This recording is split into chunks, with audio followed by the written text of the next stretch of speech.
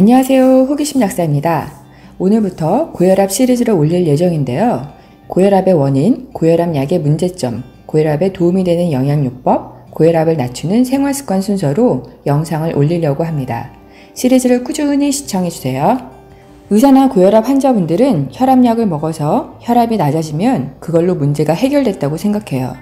현대의학이 대증요법이기 때문에 혈압을 인위적으로 낮춰 증상만 없애면 된다고 생각하지만 시간이 지날수록 약의 개수는 하나씩 늘어가고 약 용량도 점점 높아만지죠.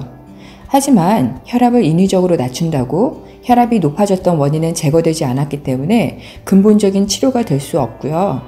약을 하루만 안 드셔도 혈압은 솟구치게 됩니다. 억지로 눌러놓은 문제가 언젠가는 터질 수밖에 없습니다.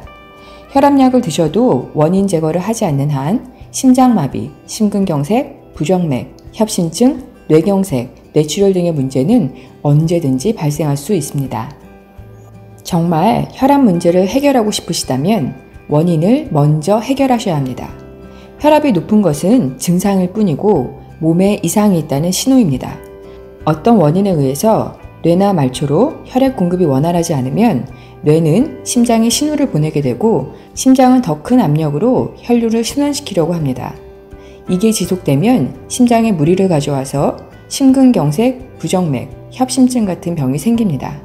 동맥경화가 생겨 뇌로 혈류 공급이 안 되면 뇌경색이 생기기도 하고 뇌혈관이 약해졌다면 뇌출혈이 발생하기도 합니다. 이런 병들이 생기지 않으려면 혈압이 높아졌을 때 그 원인부터 살펴봐야 합니다. 고혈압의 원인은 사실 너무 간단하고 당연한 이야기들입니다. 원인을 다 아는데도 왜 고혈압을 치료하지 못하는 걸까요? 합성의약품으로는 이런 원인을 치료하는 약들이 나와 있지 않기 때문입니다. 일단 고혈압의 원인부터 살펴볼게요. 첫째, 스트레스입니다. 스트레스를 받으면 교감신경이 흥분을 해요. 교감신경이 흥분을 하면 아드레날린과 노르아드레날린, 코티솔이 분비돼서 심박수를 높이고 혈관을 수축시키는데요. 스트레스가 혈압을 높인다는 사실은 누구나 다 알지만 영양요법으로도 해결할 수 없는 부분이 바로 스트레스입니다. 누구나 스트레스를 안 받고 편히 살고 싶어 하지만 띵가띵가 노는 팔자가 아닌 한 스트레스를 피해가기는 힘들어요. 어떤 약사님이 약국을 하실 때에는 어떻게 해도 혈압이 조절되지 않다가 약국을 폐업하자마자 혈압이 정상이 되었다는 이야기도 들었는데요. 그만큼 스트레스는 혈압을 높이는 큰 원인입니다. 둘째, 수면 부족입니다. 우리 몸은 잠이 부족할 때 굉장한 스트레스로 받아들여 교감신경을 흥분시키고 혈압을 높이죠. 잠을 못 자면 혈압뿐만 아니라 혈당도 많이 상승합니다. 또 우리 몸은 무언가를 먹고 에너지를 생산하는 모든 과정에서 당독소와 활성산소가 생기는데요. 이로 인해 혈관 손상이 일어날 수밖에 없습니다. 혈관 손상이 일어나도 잠을 충분히 자면 줄기세포가 활성화되어 몸에 손상된 부분들을 복구하고 치료해줍니다. 이게 바로 자연 치유력입니다. 숙면을 취할 때 자연 치유력과 면역력이 증가합니다. 노화가 진행되면서 혈관벽이 손상되는데요. 잠이 부족하다면 복구와 재생이 힘들어집니다. 건강을 위해서 잠은 무엇보다도 중요합니다. 셋째, 노화로 인한 혈관벽의 탄력 저하입니다. 혈관벽 탄력이 저하되는 이유는 크게 세 가지로 나눠볼 수 있는데요. 첫째, 혈중에 남아도는 칼슘이 혈관벽에 침착돼서 혈관 경화를 일으킵니다. 둘째, 당독소로 인해 내피 혈관 손상과 혈관 경화가 일어납니다. 이런 기전으로 동맥 경화가 진행됩니다. 당독소에 대한 이야기를 하려면 너무 길어질 듯해서 영양요법과 생활습관 편에서 좀 더 자세히 말씀드릴게요. 셋째, 활성산소와 OXLDL에 의해 혈관벽이 손상되어 혈관벽이 탄력을 잃게 되고 노폐물이 혈관벽에 침착되어 죽상 동맥경화가 진행됩니다. 당독소를 줄이는 방법은 당독소가 적은 식생활을 해야 하고 당독소 흡수를 차단하는 유산균제나 당독소를 무력화시킬 수 있는 영양소를 복용해야 합니다. 강력한 황산화제는 당독소와 활성산소를 제거해주고 혈관벽 손상을 예방할 뿐 아니라 이미 손상된 혈관벽도 복구해줍니다. 항산화제를 드시면 혈관벽의 탄력을 회복하는 데 많은 도움이 됩니다. 넷째, 혈액 점도가 증가한 경우입니다. 탄수화물을 많이 드셔서 고혈당 상태가 유지되거나 당뇨가 있는 경우, 고지혈증이 있는 경우가 여기에 해당되는데요.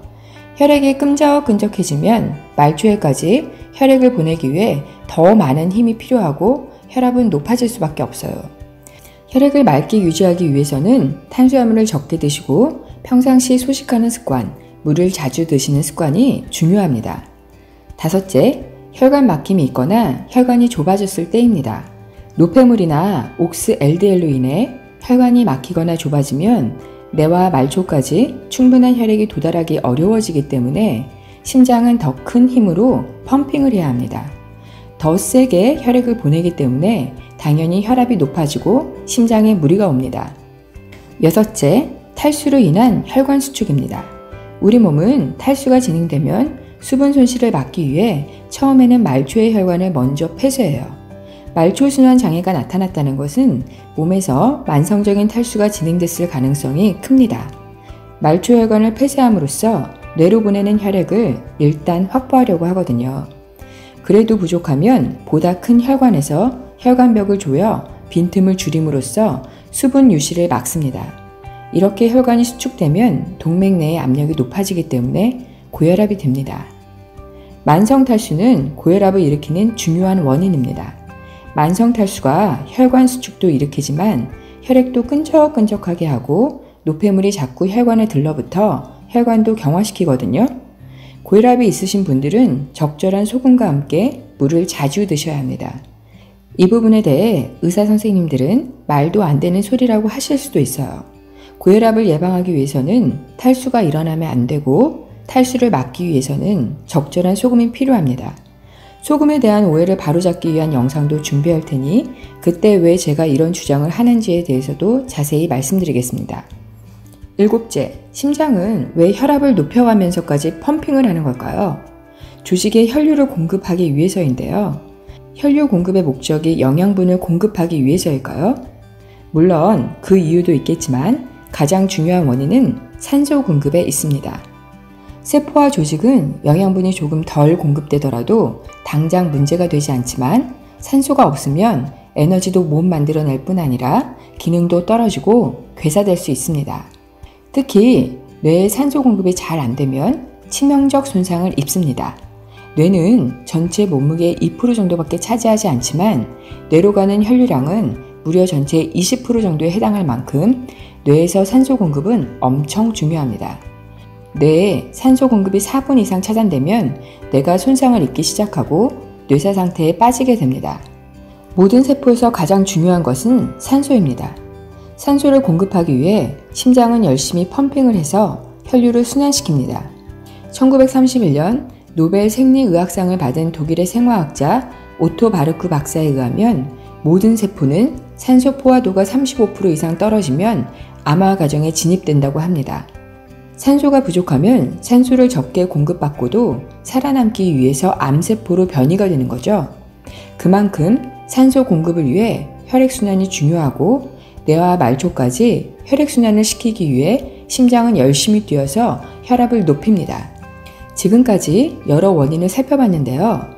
모든 것은 산소 공급과 혈액순환만 잘 되게 하면 혈압 문제를 해결할 수 있습니다. 혈관의 탄력을 회복하기, 혈관의 지나친 수축을 막기, 혈액의 점도를 낮춰서 혈액을 맑게 유지하기, 좁아진 혈관을 넓혀주거나 막힌 혈관을 뚫어주기. 이것만 기억하시면 혈압을 높아지는 것은 해결하실 수 있습니다. 원인을 해결해야만 혈압을 높이지 않고 혈액순환을 원활히 시킬 수 있습니다. 원인을 해결하지 않으면 혈압은 자꾸만 높아질 수밖에 없습니다. 이런 원인은 누구나 알지만 왜 의약품으로 해결하지 못하고 약의 개수만 늘어나고 약 용량이 자꾸만 높아지는지 다음 영상에서 알려드리겠습니다.